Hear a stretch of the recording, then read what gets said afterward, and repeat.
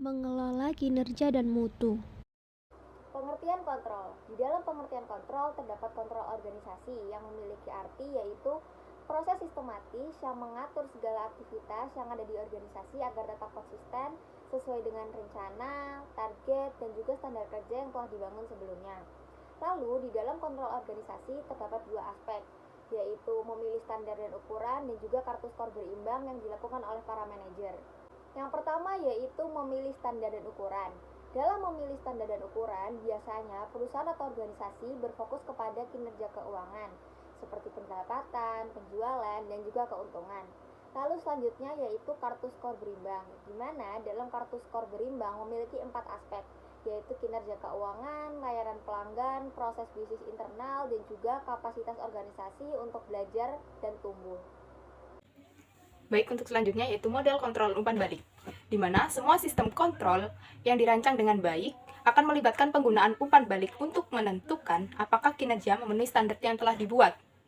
Lalu, dalam langkah-langkah kontrol umpan balik terdapat 4 langkah-langkah. Yang pertama, membangun standar kinerja, yaitu dalam rencana strategis keseluruhan yang dimiliki oleh organisasi, manajer menentukan tujuan-tujuan bagi departemen yang ada di organisasi secara spesifik. Istilah operasional yang terdiri atas standar kinerja yang akan menjadi pembanding dari aktivitas-aktivitas organisasi. Standar kinerja tersebut terdiri atas seperti mengurangi angka penolakan dari 15% hingga 3%, meningkatkan pengembalian investasi milik perusahaan hingga 7%, atau mengurangi jumlah kecelakaan menjadi 1 dari setiap 100.000 jam bekerja. Lalu yang kedua, mengukur kinerja yang ada, di mana sebagian besar organisasi mempersiapkan laporan formal tentang pengukuran kinerja kuantitatif yang ditinjau oleh manajer setiap hari, minggu, atau bulan. Lalu pengukuran-pengukuran ini harus berhubungan dengan standar-standar yang telah ditetapkan dalam langkah pertama proses kontrol.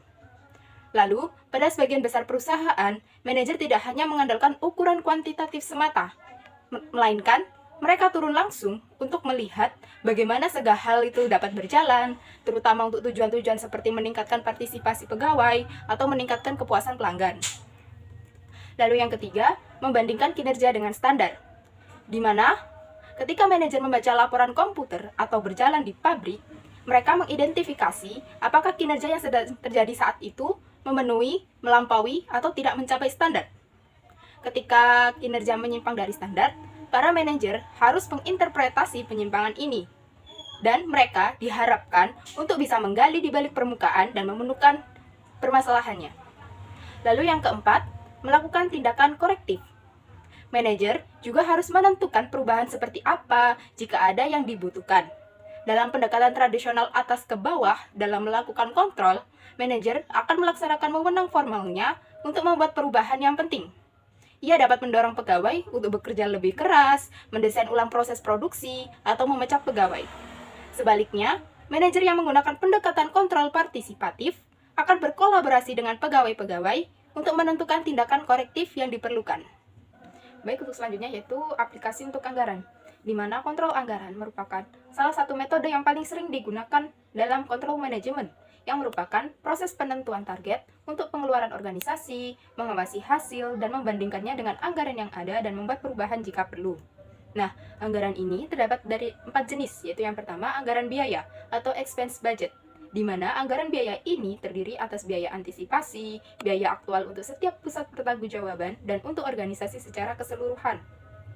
Lalu yang kedua yaitu anggaran pendapatan atau revenue budget, di mana anggaran pendapatan ini berisi pendapatan perkiraan dan pendapatan aktual organisasi. Secara umum, pendapatan yang di bawah jumlah yang dianggarkan menunjukkan keharusan untuk menginvestigasi masalah ini dan mengetahui apakah organisasi dapat meningkatkan pendapatannya. Sebaliknya, jika pendapatan di atas anggaran akan menimbulkan keharusan untuk menentukan apakah organisasi tersebut dapat memperoleh sumber daya yang dibutuhkan untuk memenuhi permintaan yang lebih tinggi dari yang diharapkan dari barang dan jasanya. Lalu yang ketiga, anggaran kas atau cash budget. Anggaran kas ini menghitung penerimaan dan pengeluaran uang pada basis harian atau mingguan untuk menjamin bahwa suatu organisasi memiliki kas yang cukup untuk memenuhi kewajibannya. Dan anggaran kas ini menunjukkan tingkat pendanaan yang mengalir melalui organisasi dan sifat pengeluaran kas. Lalu yang keempat, anggaran modal atau capital budget. Anggaran modal ini berisi investasi terencana dalam aset besar seperti bangunan, peralatan berat, atau sistem teknologi informasi yang kompleks. Pengeluaran modal ini tidak hanya memberikan dampak besar terhadap pengeluaran di masa depan. Pengeluaran modal juga adalah investasi yang dirancang untuk meningkatkan profit. Oleh karena itu, anggaran modal adalah hal yang paling penting untuk merencanakan dampak dari pengeluaran ini terhadap arus kas dan sebuah keuntungan. Di sini saya akan menjelaskan tentang kontrol keuangan. Di setiap organisasi, manajer harus mengawasi seberapa baik organisasinya menunjukkan kinerja keuangan.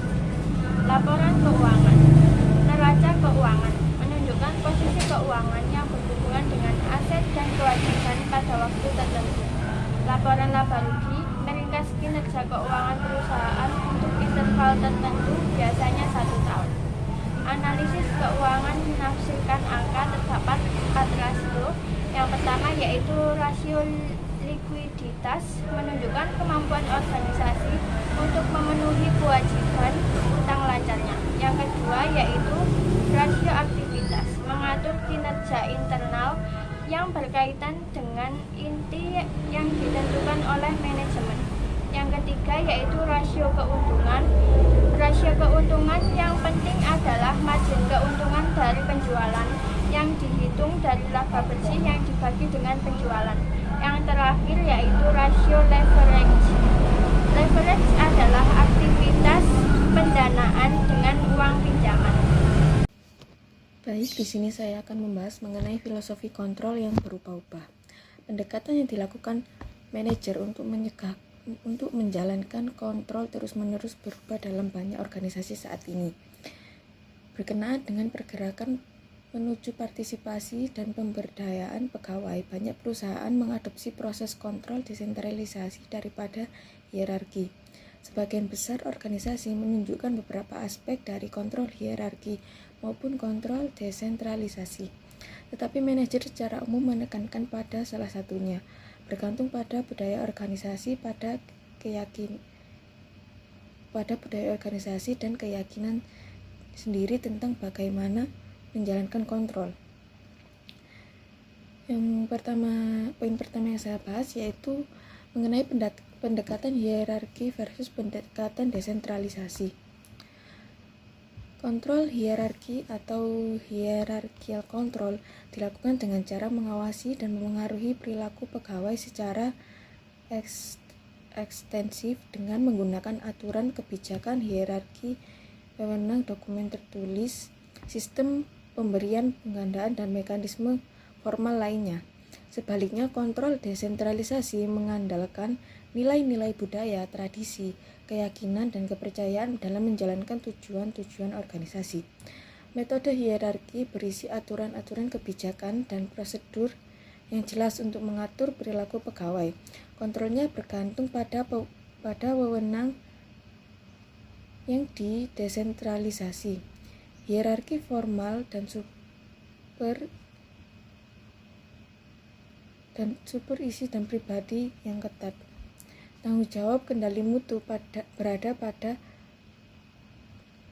di tangan inspektur dan pengawas kendali mutu daripada di tangan pegawai. Teknik kontrol hierarki dapat meningkatkan efisiensi dan keaktifan organisasi.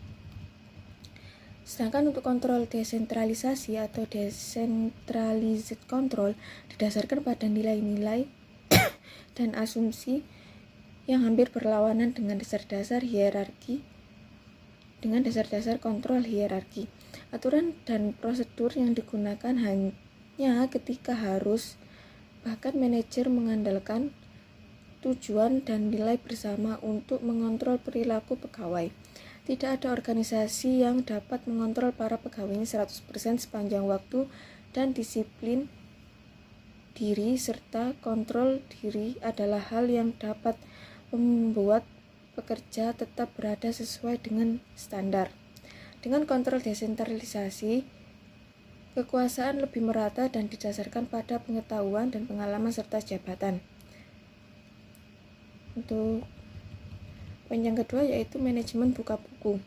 Manajemen buka buku atau open book management membuat para pegawai mempelajari sendiri melalui grafik, gambar, rapat, dan sebagainya kondisi keuangan perusahaan. Akhirnya manajemen buka buku akan memberikan penghargaan pada para pegawai jika organisasi sebagai satu kesatuan berhasil mencapai kesuksesan. Dengan dibekali pelatihan dalam data keuangan, para pegawai dapat melihat sendiri keadaan saling tergantung dan kegunaan setiap fungsi. Tujuan dari manajemen buka buku adalah untuk membuat setiap pegawai berpikir dan bertindak seperti pemilik bisnis. Untuk membuat seorang pegawai berpikir seperti seorang pemilik bisnis, manajer harus memberikan mereka informasi yang sama seperti yang dimiliki pemilik, uang apa yang masuk dan kemana uang tersebut keluar. Manajemen buka buku dapat membantu para pegawai menghargai mengapa efisiensi adalah hal penting bagi kesuksesan organisasi, juga kesuksesan mereka. Untuk materi selanjutnya akan dilanjutkan oleh teman saya. Manajemen kualitas total adalah pendekatan populer lain yang berdasarkan pada filosofi kontrol. Didesentralisasi adalah manajemen kualitas kontrol atau Total Quality Management atau bisa disingkat dengan TQM. Adalah upaya organisasi untuk menanamkan kualitas ke dalam setiap aktivitas di perusahaan dengan cara melakukan perbaikan terus-menerus dan juga mengelola kualitas adalah hal yang harus diperhatikan oleh semua organisasi. Yang pertama di sini saya akan menjelaskan tentang teknik-teknik Total Quality Management. Adalah penerapan manajemen kualitas total terdiri atas penggunaan beragam teknik. Di antaranya yang pertama adalah siklus kualitas. Teknik ini berguna untuk menerapkan pendekatan didesentralisasi Total Quality Management dengan menggunakan siklus kualitas.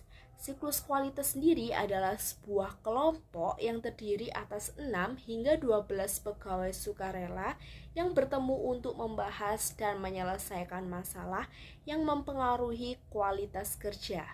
Yang kedua adalah tolak ukur. Proses berkelanjutan dari pengukuran produk, pelayanan, dan praktek dibandingkan dengan pesaing terkuat atau perusahaan yang dianggap sebagai perusahaan terunggul di industrinya. Yang ketiga adalah Six Sigma, adalah standar kualitas yang sangat ambisius yang mengspesifikasi tujuan dengan kecacatan 3,4 per juta bagian. Itu artinya tidak boleh cacat dengan persentase 99,99%. Yang keempat adalah teknik pengurangan siklus waktu. Siklus waktu adalah langkah-langkah yang diambil oleh perusahaan untuk menyelesaikan suatu proses. Yang kelima adalah perbaikan terus-menerus. Adalah pelaksanaan sejumlah perbaikan tambahan yang kecil di semua area di organisasi secara terus-menerus. Yang kedua adalah faktor-faktor kesuksesan Total Quality Management.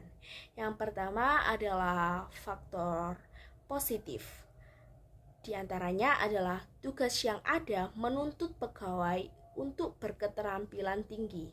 Yang kedua adalah untuk memperkaya perusahaan dan memotivasi pegawai. Yang ketiga adalah keterampilan memecahkan masalah ditingkatkan. Yang kedua adalah faktor negatif. Yang pertama adalah ekspektasi manajemen inovasi yang besar. Dan juga yang kedua, manajer menunggu inovasi yang besar. Yang ketiga adalah manajer tingkat menengah merasa tidak puas untuk kehilangan wewenang. Selanjutnya, tren dalam kendali mutu dan keuangan. Banyak perusahaan menjawab realitas ekonomi yang berubah-ubah, serta kompetisi global dengan menilai kembali manajemen dan proses-proses di organisasinya sendiri, di antaranya mekanisme kontrol. Beberapa tren besar dalam kendali mutu dan keuangan adalah standar kualitas nasional, sistem pertambahan nilai ekonomis, dan sistem pertambahan nilai pasar, pembiayaan berbasis aktivitas, dan tata kelola perusahaan yang meningkat. Yang pertama ada standar kualitas internasional.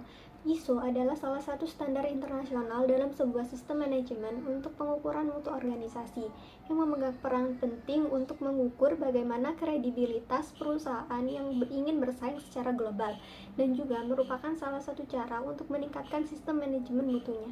Yang kedua ada sistem kontrol keuangan baru. Selain alat keuangan tradisional, manajer menggunakan sistem seperti ekonomi pertambahan nilai pasar, pembiayaan berbasis aktivitas, dan tata kelola perusahaan untuk memberikan kendali keuangan yang baik. Yang pertama ada pertambahan nilai ekonomis atau EVA. Sistem kontrol ini digunakan untuk mengukur kinerja yang berkenaan dengan keuntungan setelah pajak dikurangi biaya modal yang diinvestasikan pada aset nyata. Yang kedua ada pertambahan nilai pasar atau MVA. Sistem kontrol ini digunakan untuk mengukur perkiraan pasar saham terhadap nilai perusahaan terdahulu dan proyek investasi modal yang diharapkan.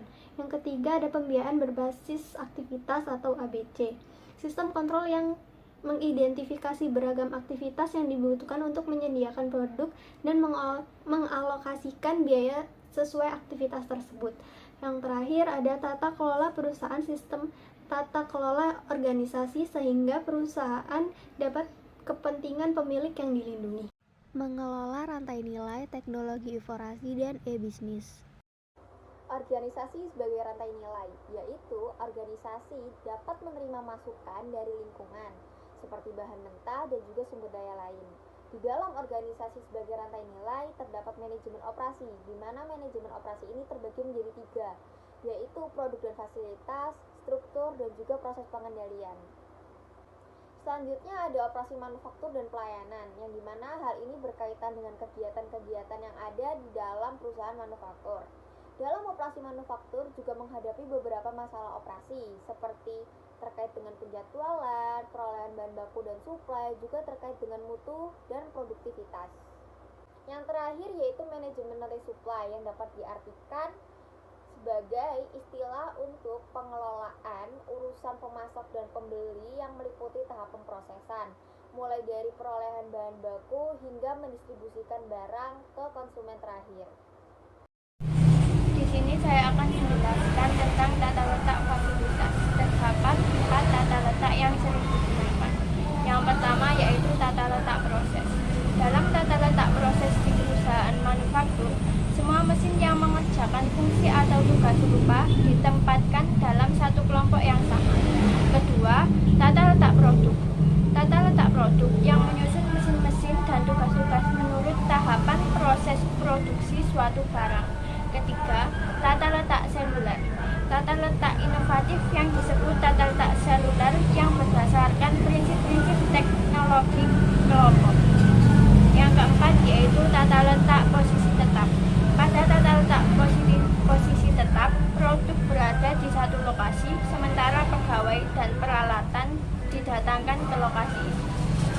Di sini saya akan menjelaskan tentang otomatisasi teknologi. Adalah tujuan banyak manajer operasi dewasa ini adalah menemukan kombinasi yang tepat antara teknologi dan manajemen guna memproduksi barang dan jasa secara efisien.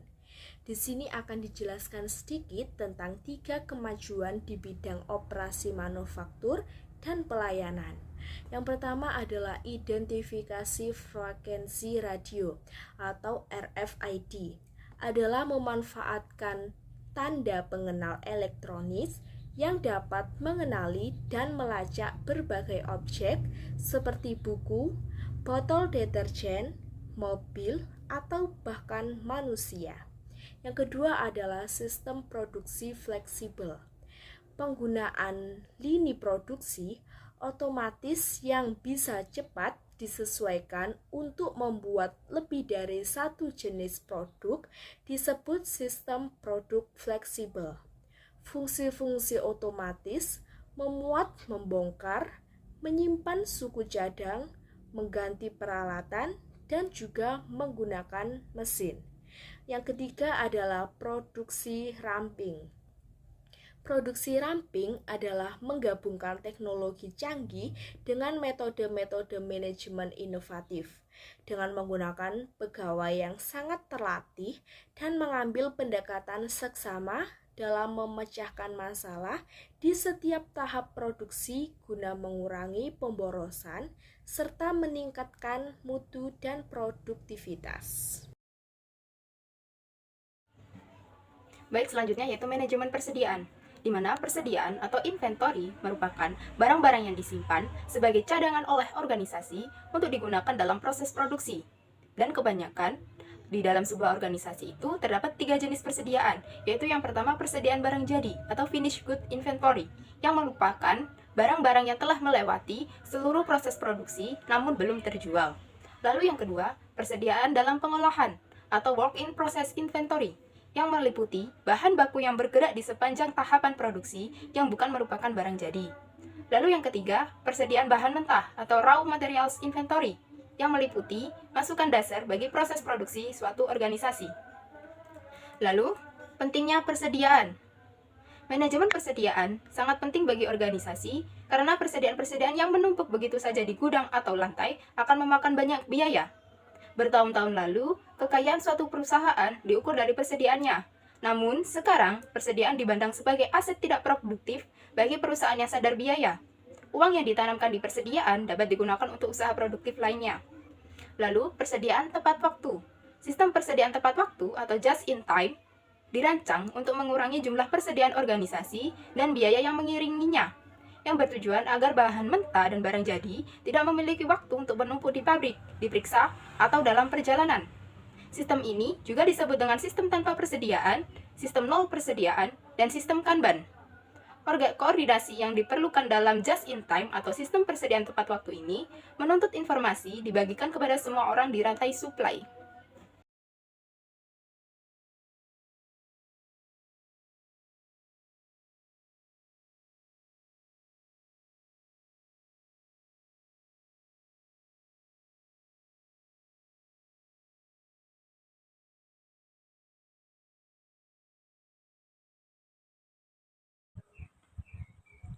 Materi selanjutnya saya akan membahas tentang teknologi informasi telah mengubah manajemen. Dalam teknologi informasi telah mengubah manajemen ini terbagi menjadi 3, yaitu manajemen pengetahuan atau yang disebut knowledge management, dan yang kedua sistem informasi manajemen, manajemen information system, dan yang ketiga yang terakhir yaitu sistem perencanaan sumber daya perusahaan atau enterprise resource planning. Nah, selanjutnya yaitu teknologi informasi telah mengubah manajemen. Apa sih teknologi informasi telah mengubah manajemen itu? Yaitu di mana di era sekarang teknologi informasi yang semakin canggih ini telah mengubah manajemen persediaan tepat waktu dalam bekerja dengan lancar dan mengubah manajemen dalam banyak hal. Yaitu dalam teknologi informasi, suatu organisasi terdiri dari perangkat lunak, perangkat keras, telekomunikasi, dan lain-lain.